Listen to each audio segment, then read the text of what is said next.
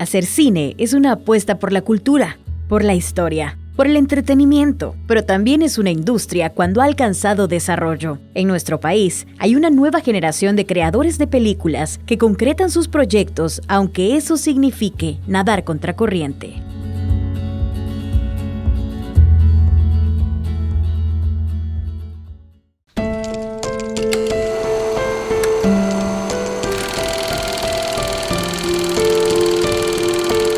El cine es importante porque es como la memoria del pueblo, la memoria de los pueblos.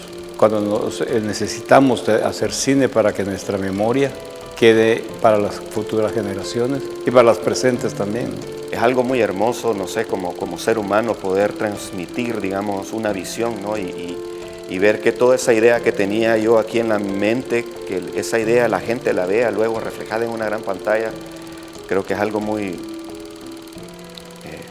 gratificante, sin palabras, ¿no? Hay proyectos que de alguna manera acompañan ciertas luchas sociales que se están teniendo, ¿verdad? Entonces, creo que los beneficios son diversos y que están en función de que crezca la sociedad como tal, ¿verdad?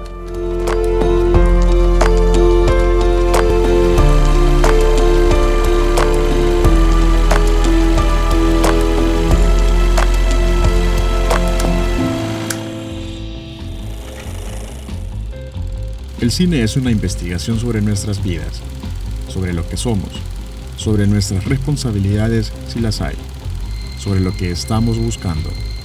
¿Por qué querría yo hacer una película sobre algo que ya conozco y entiendo?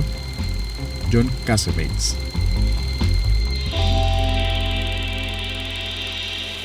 O sea que yo puedo encerrarme en mi casa, agarrar un lienzo, comprar pintura y hacer mis pinturas y exponerla.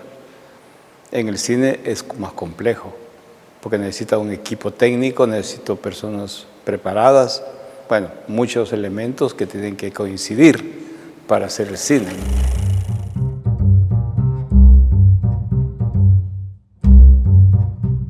Lo que implica hacer cine en El Salvador, por las condiciones, por las condiciones actuales, implica mucho sacrificio. Porque, por ejemplo, nosotros en 2016 creamos la empresa para poder traer este proyecto. Nosotros terminamos de grabar en 2017 el proyecto Cómo cazar boas, que es este del abogado. Y en 2017 estuvimos 24 días de rodaje. Y esos 24 días de rodaje, te digo, es una burbuja, pero increíblemente hermosa, ¿verdad? Estar rodando, o sea, no sabes cómo se siente el hecho de que de pronto hay 30, 40 personas en función de algo que escribiste. Es súper intoxicante esa cuestión, pero para bien va. Y es súper bonito, ¿verdad? Y estábamos viviendo el sueño, pues, pero de pronto esos 24 días de rodaje se terminaron. Y el fondo, el dinero del proyecto, pues se acabó también, porque había que pagarle a toda esa gente, pues.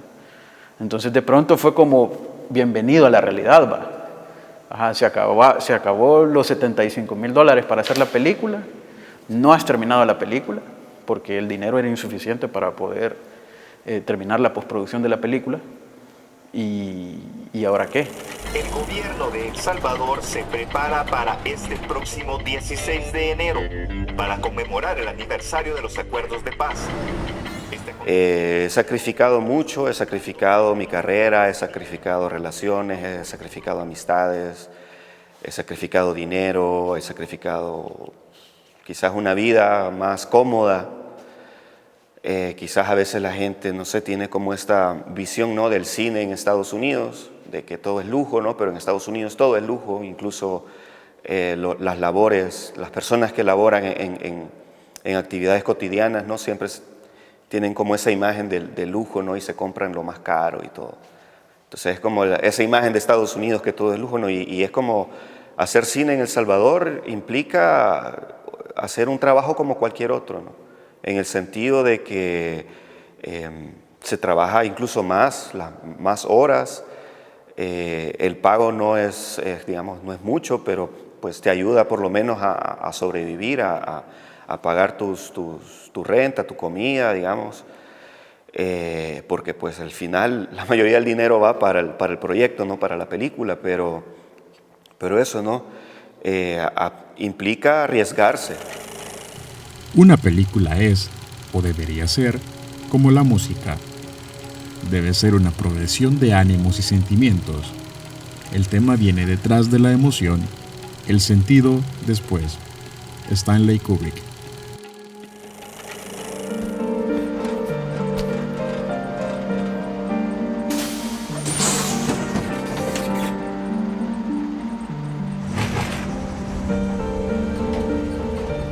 ¿Por qué odian a los migrantes? Hay ejemplos claros de cómo la industria ha generado trabajo. Por ejemplo, República Dominicana, que es como un ejemplo máximo. Ahí se producen cantidad de películas al año y la gente va al cine a ver las películas propias. Se ha logrado llevar a ese punto al público. Entonces, por ejemplo, República Dominicana da trabajo, según las estadísticas, a 35,000 personas. La industria del cine. O sea, se habla de un buen número de trabajadores y trabajadoras que tienen que trabajar en él, que tienen la posibilidad de trabajar en películas. Claro, también tiene su academia, tiene su grupo de formación, ¿no? En Francia, realmente, digamos, la industria es totalmente desarrollada, ¿no? Porque pues ellos son, o ellos se autodenominan los creadores del cine, ¿no? Entonces, la cultura el cine es como una religión. Es bien interesante, digamos, el cine francés se financia con un impuesto que se les quita a las películas de Hollywood. Entonces, a ellos les beneficia. Ellos promueven el cine de Hollywood para que la gente vaya, porque entre más la gente vaya a ver películas de Hollywood, más dinero ellos van a tener para hacer sus propias películas. Al igual que otra forma de arte, el cine es importante solo si se usa para hablar de esas cosas que la gente no quiere oír o hablar. De lo contrario, es solo una herramienta de la vanidad. Joao Costa Meneses. Estamos en otra comunidad haciendo un video sobre diferentes cosas que pasan en una comunidad. Y el tema había un grupo de mujeres que estaban reunidas hablando sobre el tema de la violencia de los maridos, ¿verdad? Y que había una mujer que el marido la había la había mandado fuera de su casa porque estaba borracho. Entonces que ellas no permitían eso y que lo denuncian y que aquí estamos para denunciar a este señor. Entonces dijimos, bueno, vamos a arriesgarnos, lo vamos a poner, ¿verdad? Esa parte. Entre otras cosas que tenía el video, ¿no? Entonces hicimos la presentación y lo más impresionante es que a la hora de la presentación del video en la plaza, porque lo dijimos, vamos a hacer el video que hicimos aquí, lo vamos a presentar ahí, en primera fila las mujeres, para ver si realmente habíamos puesto lo que habían dicho. Entonces, bueno, sale el video, ¿no? Y ya pasó y todo el rollo. Entonces, cuando salió esa parte, silencio absoluto entre todo el público. Ahí estaban viendo el video las personas que estaban allí en el video, tanto los protagonistas como los antagonistas, ¿no? Y entonces dijimos nosotros, hagamos un análisis, vamos a la comunidad 5 días después a ver qué pasó con eso. Y fuimos, hicimos la entrevista con la misma gente. ¿Y qué le pareció a usted el video? Muy bonito, muy bueno. Mire, ¿y qué dijeron los hombres? Pues risa les dio, pero vinieron a decirnos que por qué habíamos puesto esto y no lo dijimos. Si nos vuelven a hacer ustedes esa situación, lo vamos a denunciar en el video. Y desde entonces, bien tranquilos los hombres. O sea, el video como un arma.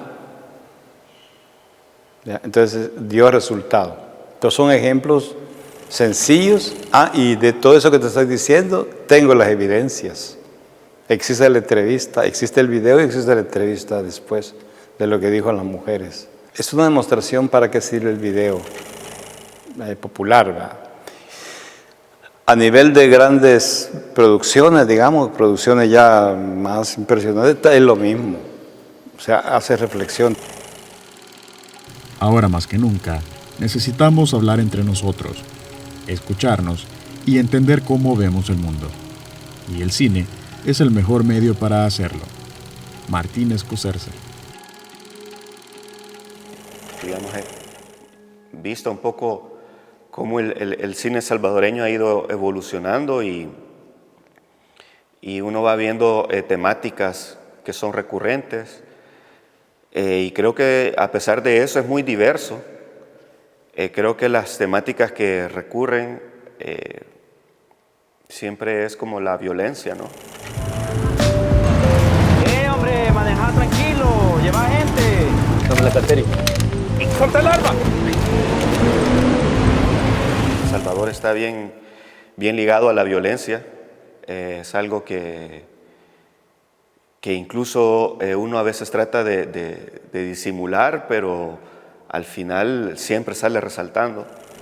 Tenemos cliente. Solo estoy esperando a reunir un billetillo y me voy a ir para la USA. Voy a ir. Aquí tenés, mira, para que empeces a ahorrar para tu viaje. La migración, que bueno, también viene siendo un derivado de la violencia, ¿no? Pero por otros tipos de razones también, la migración es algo que es recurrente. Dios proveerá, Padre. Los migrantes no son negocio. ¡Traigan agua!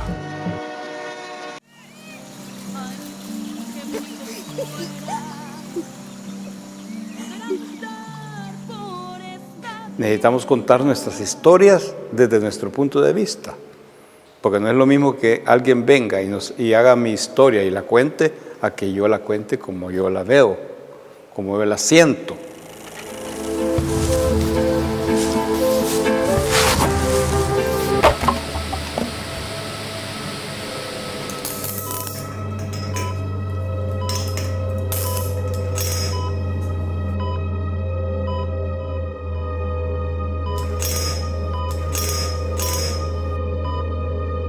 Hay diversidad, vos. La guerra, como te digo, hay varias películas que se han hecho que la tocan. También temas de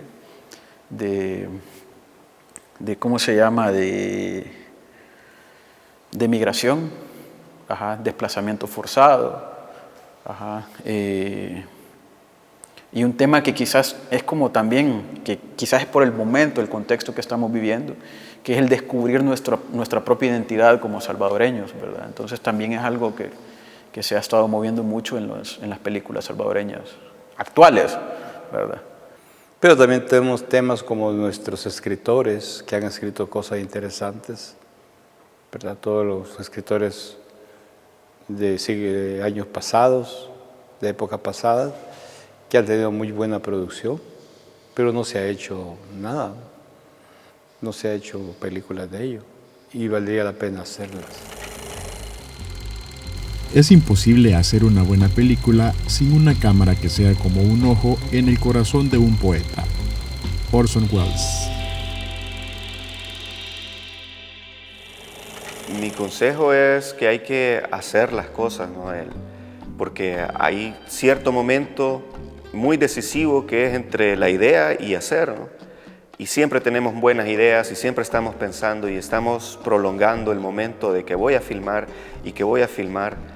Entonces creo que lo primero que yo aconsejaría es escribir la idea y escribir el guión. Primero que termine la carrera, y porque todavía lastimosamente aquí en el país no estamos en condiciones de poder dedicarnos solamente a hacer cine, pues. Entonces, si terminas la carrera, también tenés la posibilidad de que te contraten para otras cosas y ver cómo puedes tener, pues sí, un empleo medianamente formal y que de alguna manera también tengas tiempo para poder hacer lo que te gusta, que es el cine. Tengo una idea que te la voy a explicar. Para mí, necesitamos desintoxicar al público de la forma de ver, de la forma de consumir información y de consumir cine, ¿no? Por lo que te dije, hay una visión bastante generalizada, que cine es esto, lo demás no sirve. Entonces es necesario hacer público, pero es necesario hacer público para contar historias de la misma forma en que nosotros tenemos que formarlas, que contarlas desde nuestra propia experiencia y visión. Y yo creo que esa visión y esa experiencia está en el pueblo, no en la academia.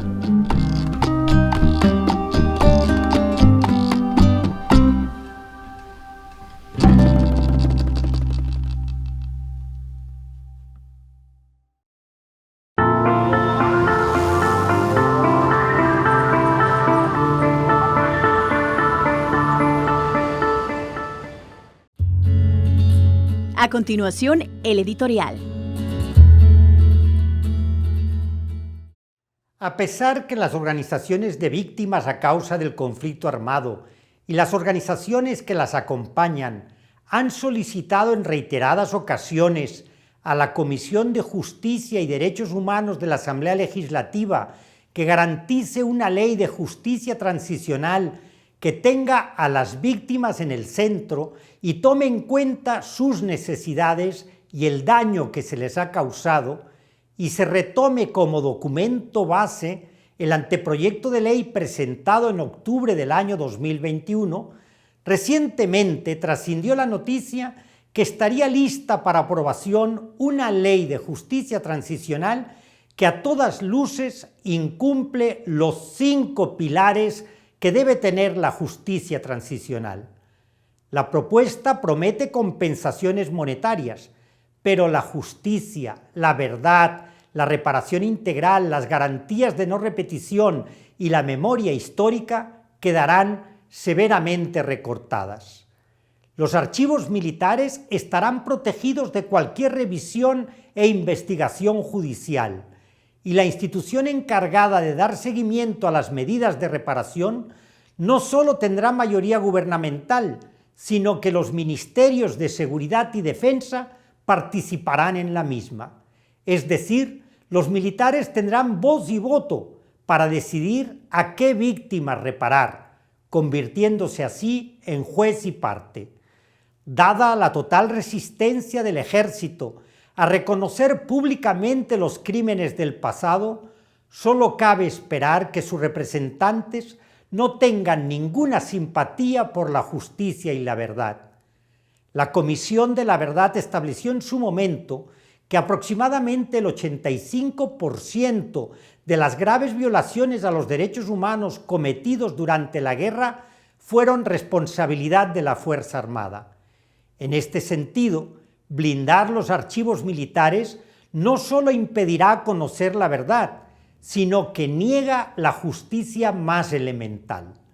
Además, se les otorga a los militares un trato de privilegio que niega la igualdad ante la ley garantizada en el artículo 3 de nuestra Constitución. El cierre de los archivos discrimina a las víctimas y favorece a la institución que más crímenes de lesa humanidad ha cometido en nuestro país. Cuando hay tensión entre el fuerte y el débil, entre la institución que victimiza y las víctimas, proteger a estas e investigar a aquellas es el único camino decente. Si la Fuerza Armada quiere estar presente en cualquier instancia que trate de reparar a las víctimas, antes tienes que pedirles perdón a nivel institucional y abrir sus archivos. En otras palabras, antes debe demostrar en la práctica un verdadero deseo de colaborar en el establecimiento de la verdad. Sin verdad no hay justicia ni auténtica reparación.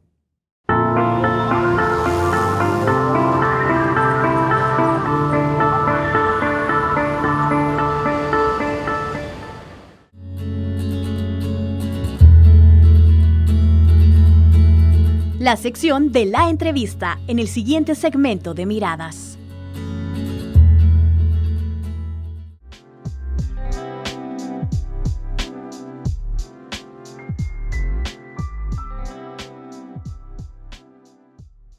Bienvenidas y bienvenidos a su programa Miradas. En esta ocasión conversaremos sobre el cáncer de mama. Es uno de los cánceres más comunes a nivel mundial y por supuesto El Salvador no es la excepción. En esta oportunidad queremos conversar con Lisette Monroy. Ella es una mujer guerrera que ha logrado vencer el cáncer de mama. Lisette, bienvenida. Gracias, muchas gracias por la invitación. Espero dar pues las mejores aportaciones. Cómo no, Lisette. El cáncer de mama va en ascenso según las estadísticas de los organismos que ven el tema de la salud a nivel mundial. Lisette, hablemos de su caso en particular. ¿Cómo logra identificar que usted padece de cáncer? ¿Cómo se da? Fíjese que fue en el 2011, 25 de noviembre del 2011, cuando yo empecé a sentir un dolor en el seno. Pero como las mujeres identificamos los dolores cuando es premenstrual, ¿verdad? Ese dolor era como más agudo y me pasaba al lado de la espalda. Entonces una amiga, en ese momento estaba con una amiga y ella me decía, yo siento que es demasiado fuerte el dolor porque no me lo calmaba nada, y me dijo, anda donde un ginecólogo. Y así fue. Al día siguiente de esa conversación con ella, yo me fui donde mi ginecólogo y me palpó, ¿verdad? El seno donde yo sentía el dolor. Me sacó una biopsia, un líquido, acá abajo, y lo mandó a biopsia, y el día siguiente fue rapidísimo todo. Me llamó y cuando me dijo, necesito verte en mi consultorio, yo dije, no es buena noticia, ¿verdad? Llegué y me dio la nefasta noticia de que salió positivo. ¿Cómo esta noticia tan tremenda, Lisette, cambió su vida? ¿Cómo le impacta en su vida? En ese momento mi hijo tenía 1 año y medio. O sea, estaba chiquitísimo. Estábamos en el proceso con el papá de una separación. Mi mamá en Estados Unidos, mi familia en Santa Ana. O sea que casi que sola, ¿verdad?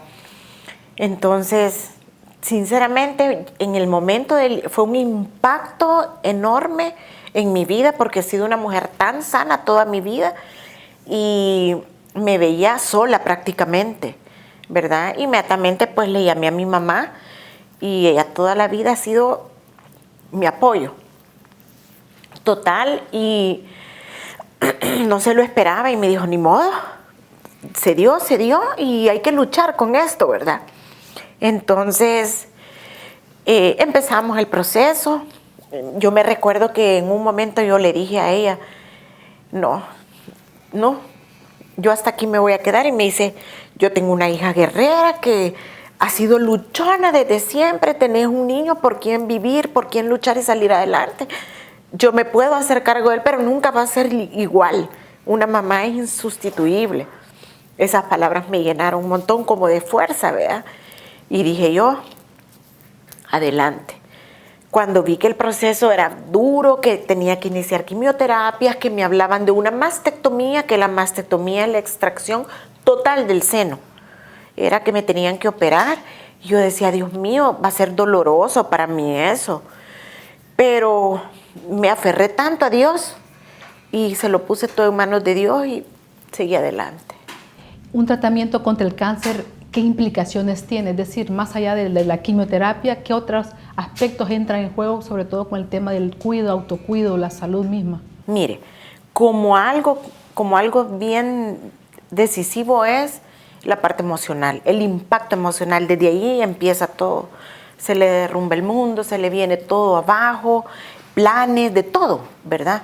Luego, como le vuelvo a repetir, es una mujer súper sana que nunca había estado hospitalizada, y tener una noticia de esa magnitud me devastó en todos los sentidos, y sí me afectó también hasta en el área laboral, porque después de eso jamás me volví a posicionar en una empresa con un trabajo estable.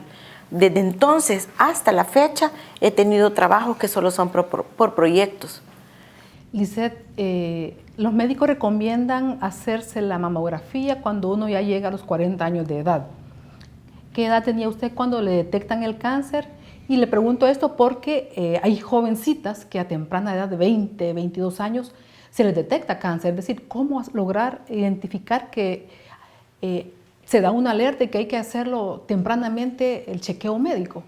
Fíjese que a mí me lo detectaron a los 39 años. 39, no sé, la verdad que mi oncólogo me dijo que el mío había sido genético. Genético era grado 3, ¿verdad? Ya estaba bastante, primero Dios, ¿verdad? Porque para mí el centro de mi vida siempre ha sido Dios, para todo, pero mi cáncer estaba encapsulado. Entonces no había forma, supuestamente, que se hiciera una metástasis, porque estaba in situ, le llaman ellos, ¿verdad? Entonces, sin embargo, me quitaron 25 ganglios para estar completamente seguro que no hubiera como una metástasis, ¿verdad? Entonces, de hecho, una tía murió de eso y antes de morir ella me dijo, vaya a chequearse porque nuestra familia está bien propensa a eso. Y yo dije, no, a mí jamás me va a dar eso. Y dicho y hecho, al año de fallecida ella fue que me lo diagnosticaron a mí.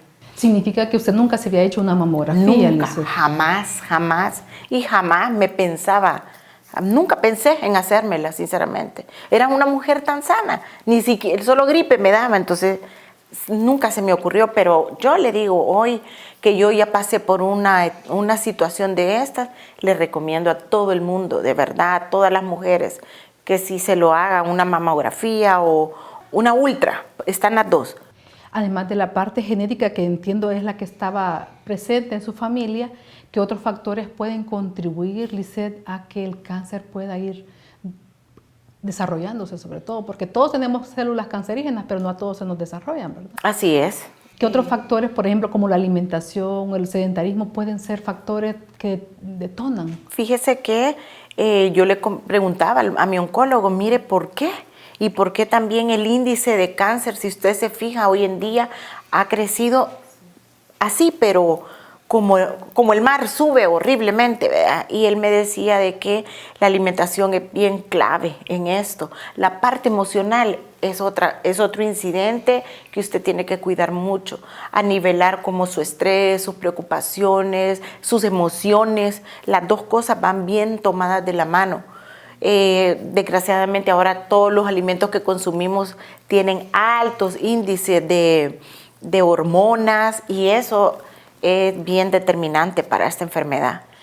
A raíz de que a usted le detectan el cáncer, Lisette, por ejemplo, ¿qué tipo de alimentos usted ya definitivamente descarta porque pueden ser propensos a que le puedan despertar nuevamente el cáncer? Fíjese que carnes rojas, él me ha dicho de que tengo que tener como un equilibrio para ingerirlas.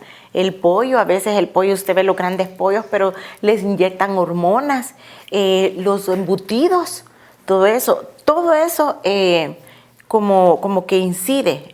Y otra cosa, el uso supuestamente del microondas por las radiaciones, todo eso tiene que tratar como de evitarlo, o si no, los alimentos estos pues consumirlos una vez al mes porque no se los va a quitar jamás, vea. Y introducir en su alimentación verduras, frutas, hay muchos alimentos antioxidantes.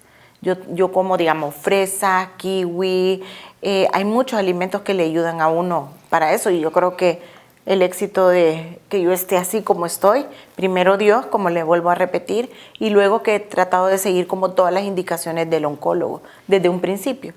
Lisette, ¿el sistema de salud está preparado para dar una respuesta oportuna y efectiva a las personas que en su momento se les llega a detectar esta enfermedad? ¿Cuál fue su experiencia con el sistema de salud? Mire, yo le digo, como a mí Dios me ayudó en todo, sí, le voy a decir, todo yo lo hice por medio del Seguro Social, ¿verdad? En su momento me habían dejado en una lista de espera. A mí me lo diagnosticaron en noviembre, 25 de noviembre del 2011, y me habían dejado la operación hasta junio del siguiente año. Casi un año. Ajá, pero como le digo, gracias a Dios, por medio de un contacto, pues lograron hacerme la operación el 15 de febrero. O sea, en diciembre empecé con los exámenes, en enero me prepararon, en febrero ya me habían operado. O sea, a mí, yo no tengo de qué quejarme en ese tiempo del sistema de salud. Aquí en El Salvador hay apoyo a las personas que, como usted, digamos, se les hace ese corte, digamos, de su pecho poder tener acceso a una cirugía reconstructiva? Le voy a contar mi experiencia. Yo me sometí a un implante en el Hospital Rosales, pero en ese momento tenía que pagar las prótesis. Todo lo demás corría por cuenta del hospital, pero como le comentaba, ya no volví a tener un trabajo estable donde yo tuviera la parte económica siempre, ¿verdad? No que trabajaba como por proyectos. Cuando llegué a esa parte para pagar las prótesis, desistí. Ya no pude hacérmela porque no tenía la parte económica para poderme operar. Pero vino un ángel a mi vida, una señora que me ayudó y ella me regaló la operación. O sea, estamos hablando de cuánto que puede costar. El año pasado me operé de eso, hasta el año pasado. Una operación para esos implantes, ¿de cuánto estamos hablando que debe tener una paciente? Entre $3,000 y $4,000. No es fácil. No, por eso es que yo no podía por el otro lado, pero me vino una bendición que me lograron operar en un hospital diferente, en unas condiciones totalmente distintas. Por eso le digo, me considero una mujer sumamente bendecida, de verdad. Lizeth, para ir cerrando este espacio tan interesante y además pues felicitarla por su valentía, ¿verdad? Y fuerza, que de dónde la sacó, pues solo Dios sabe, ¿verdad? Lizeth, ¿qué le puede decir a aquellas personas que hoy por hoy están recibiendo una noticia tan dramática como la que usted le dieron hace 11 años y cómo enfrentarla? Es un proceso difícil, es una noticia devastadora porque yo pasé por eso, pero la clave es confiar en Dios, depositar su fe en Dios, ¿verdad? La familia es clave, como le repetía, en este proceso, y luchar porque Dios le da una oportunidad de vida a uno más. No dejar de fallecer, tener esa actitud positiva, es difícil porque no es fácil. O sea, yo estoy sentada aquí y yo llegué a un momento que yo sentía la muerte en la vida, ¿verdad? Pero mi confianza en Dios nunca la perdí, eso sí. Es normal que uno se sienta triste, temor. Yo sentí temor en un momento porque yo no sabía lo que iba. O sea, para mí era un mundo totalmente nuevo. Yo decía, no sé qué es una quimioterapia, no sé cuáles son los efectos de una quimioterapia. Todas esas preguntas yo me las hacía. Pero cada vez que yo iba a entrar al hospital para que me hicieran mis quimios, me encomendaba a Dios. ¿En qué se aferró usted mayormente para poder salir adelante? Mi hijo fue un motor fundamental para mí. Sabía que estaba tan pequeñito y que tenía por alguien por quien luchar. Luego mi mamá no estaba aquí, se vino y me apoyó en todo el proceso. Yo siento que si uno tiene su familia que lo ama, lo quiere, esa es su lucha, es lo que a uno lo motiva. Bueno, Lizeth, muchísimas gracias por compartir su testimonio, ¿verdad?, con los que ven el programa Miradas. Sin duda hay que estar alerta cuando se trata de la salud y sobre todo las mujeres que somos las más propensas a padecer un cáncer de mama, pues hacerse los chequeos rutinarios, a estar alerta ante cualquier señal irregular que podamos sentir para poder intervenir prontamente, porque en la medida en que se trabaja o se detecta el cáncer a temprana edad, ¿verdad?, cuando comienza, es más fácil poderlo vencer, como fue el caso suyo, ¿verdad? Así que muchas gracias, Lizeth. Bueno, muchas gracias por la invitación y espero pues que mi testimonio llegue a muchas personas y que sea de mucha ayuda para todos. Cómo no, muchas gracias. Y gracias a ustedes por habernos acompañado en este espacio de la entrevista y en Miradas seguimos con más.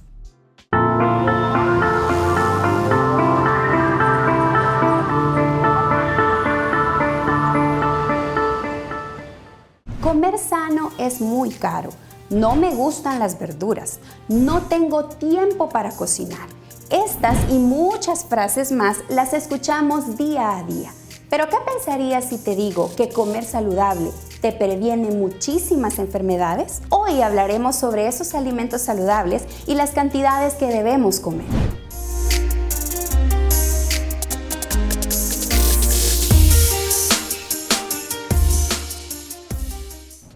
Una alimentación equilibrada incluye 4 grupos básicos de alimentos: verduras, frutas, proteínas y carbohidratos.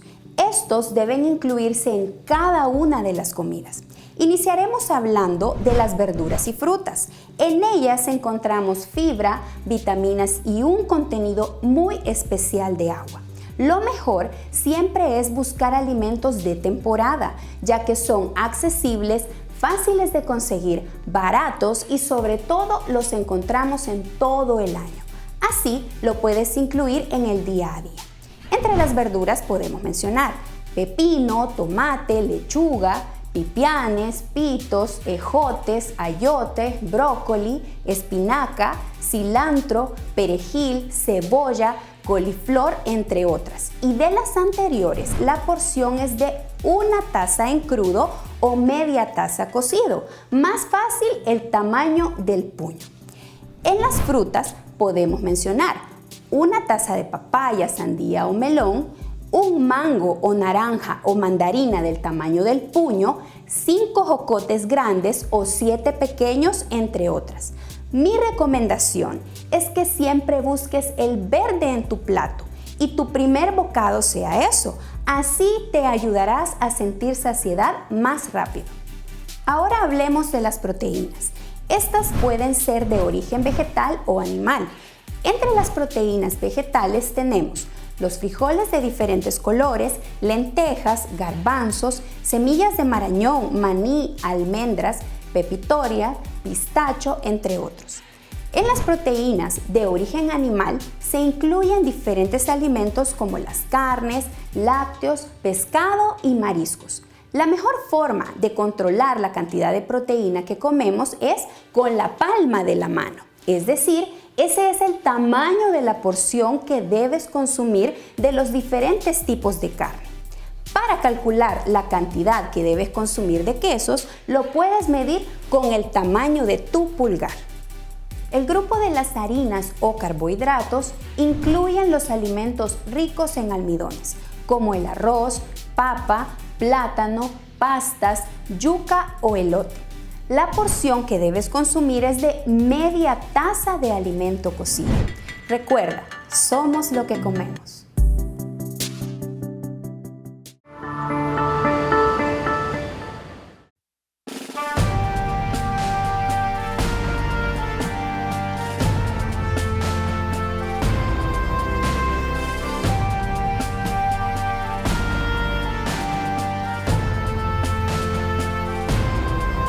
Este cortometraje empezó como una tarea de la universidad, como un proyecto de la universidad, pero siempre lo he dicho y tuve la suerte de que, toqué con personas que eran apasionadas por el cine también. Entonces ya no solo era como una tarea de la hagamos y ya, y salgamos de esto, sino que sí nos comprometimos bastante y todo ese esfuerzo al final, pues que le dedicamos horas, que le dedicamos días, sentimos eso de que no solo podía quedar en una tarea, sino que tenía que trascender algo más. Y por eso es que hemos empezado a participar en festivales, en concursos y todo.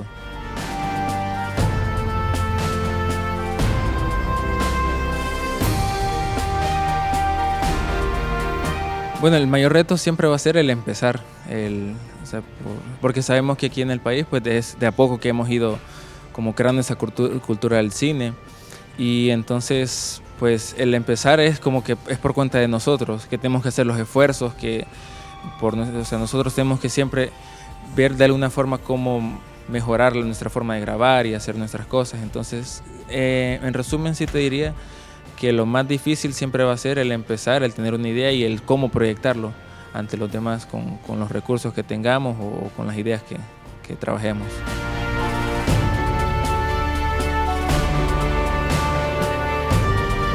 Bueno, mi papel en esta producción al principio se limitaba solo a la parte del guión, pero como éramos un grupo pequeño, pues al final todos teníamos que trabajar en diferentes áreas. Por ejemplo, nuestra directora era a veces camarógrafa o coordinaba algunas cosas, y a mí también me tocaba la parte de la edición, pero ya no solo de la edición de video, sino del sonido y un montón de cosas. Entonces al final pues mi mayor rol era la parte del guión, pero también contribuía a otras cosas y al final pues con la edición final del cortometraje.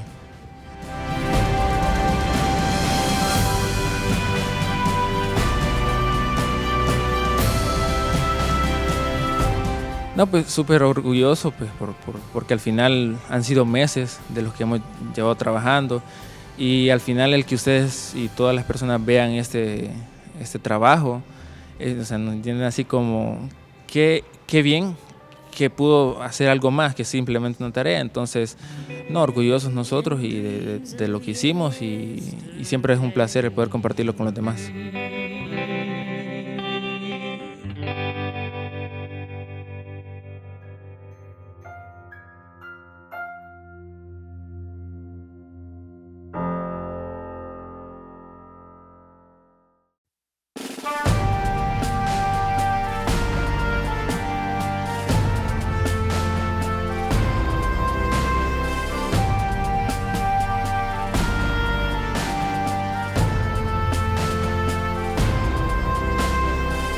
El proyecto fue un proyecto súper ambicioso porque todo el proyecto estaba pensado para filmarse en diferentes años. O sea, en el proyecto se ve a la niña en diferentes edades, entonces era un reto de que tuviera la misma estética unos años antes, unos años después.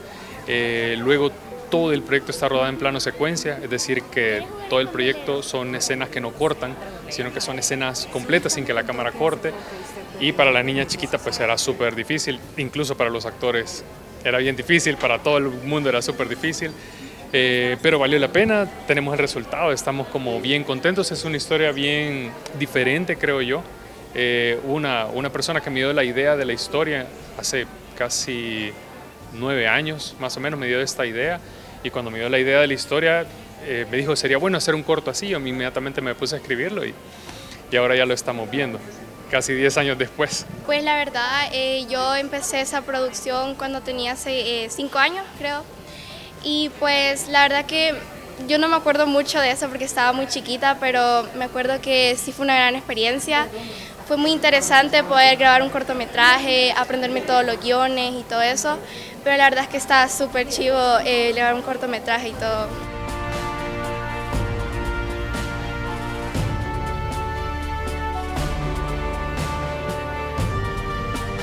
Pues que no tengan miedo, que se lancen a este mundo, que pues la verdad es muy interesante y pues es muy chivo estar grabando y que la gente te vea y todo eso, y pues no tengan miedo, que no es tan difícil y no es tan difícil.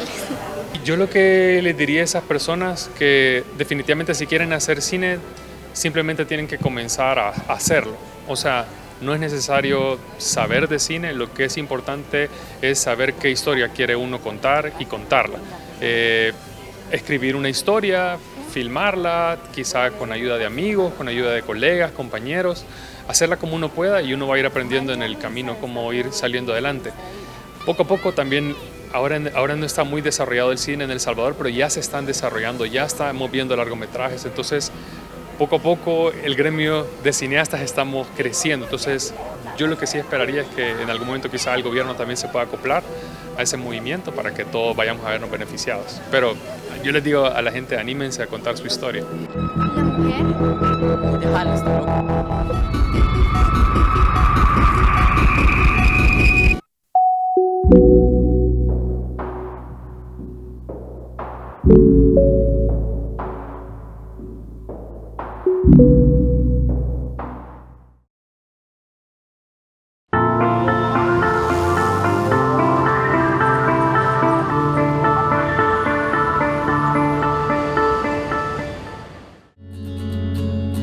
En Miradas damos paso a la sección musical.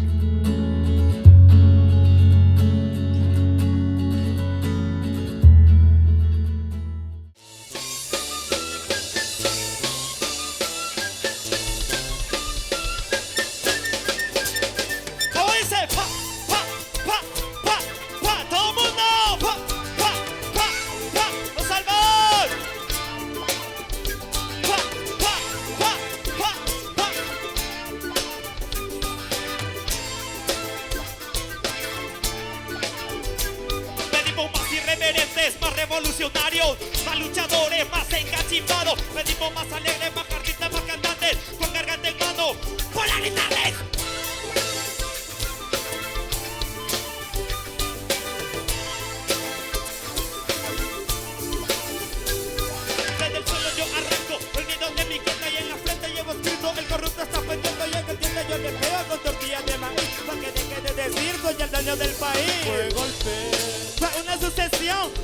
lo dice mi constitución. ¡Qué golpe! El copo no invente, nos sintamos bien con nuestro presidente. ¡Qué golpe! Fue una sucesión porque así lo dice mi constitución. ¡Qué golpe! El copo no invente, nos sintamos bien con nuestro presidente.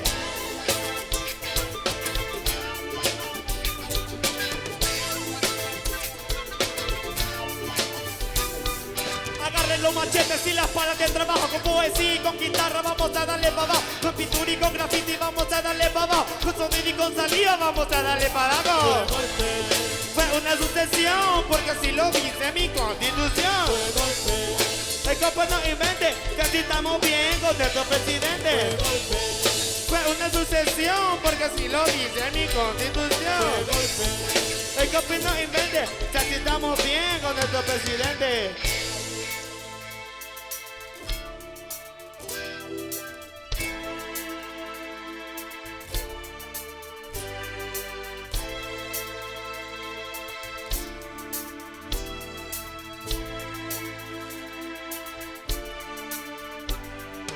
Estamos aquí desenvainando el machete. Vamos a ver quién con el pueblo se mete y lo denuncio, no renuncio porque yo soy resistente y por eso yo pronuncio estamos resistentes. ¡Pa, pa, pa, pa! ¡Toda la UCA! ¡Pa, pa, pa, pa, pa, pa, pa! Estamos aquí desenvainando el machete. Vamos a ver quién con el pueblo se mete y lo denuncia, no renuncio porque yo soy resistente y por eso yo pronuncio estamos resistentes. Estamos aquí desenvainando el machete. Vamos a ver quién con el pueblo se mete y lo denuncio, no renuncio porque yo soy resistente y por eso yo pronuncio estamos resistentes. Fue una sucesión porque así lo dice mi constitución. El copito invente, necesitamos bien con nuestro presidente. Fue una sucesión porque así lo dice mi constitución. El copito invente, necesitamos bien con nuestro presidente. Estamos aquí y a todos le estamos dando un poco de conciencia para que vaya transformando. Esa mente pobre le vamos al morgue, parece un estrella de reality show. ¡Ey! No diga eso, por favor, no se ha puesto a pensar en lo que van a opinar. Bueno, pues la verdad que yo opino que El Salvador se ponga única. Brincando, brincando, brincando, brincando, brincando.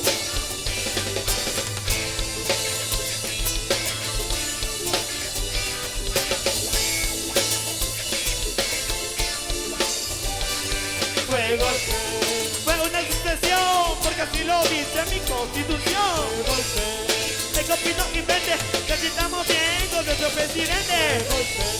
Fue una sucesión porque así lo dice mi constitución. El copito invente, necesitamos bien con nuestro presidente.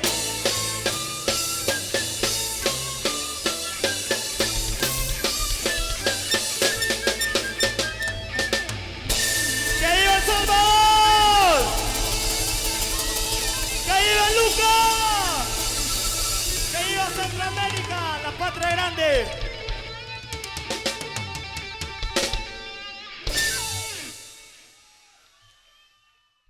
No se pierda la próxima emisión de su programa Miradas. Migrar, emprender o la obtención de un empleo. Ese es el importante cambio de vida de migrantes salvadoreños que han retornado ya sea de forma voluntaria o de forma obligada de Estados Unidos o México a su país natal.